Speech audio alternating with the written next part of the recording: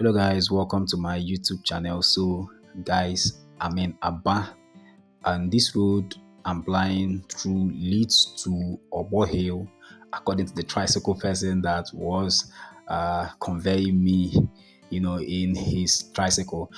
This road leads to Obo like I said, it's called New Umuahia Road according to the tricycle guy. But if the guy was wrong, please tell me in the comment section if you know the name of this road that I'm passing through. I'm going to show you guys some new roads that are under construction.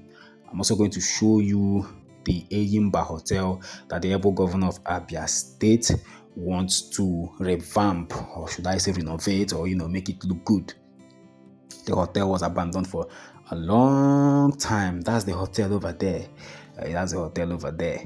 So guys, I'm going to take you to a place called Lekota. I'm also going to take you to the Ovom Erosion site. Okay, if this is the first time you are tuning into my channel, you are highly welcome.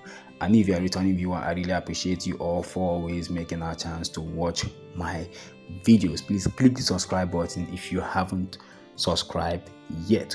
Come with me guys so I can show you this part of Abia, the commercial hub of Abia State. So this is Waterside in Abia. Yes, Waterside.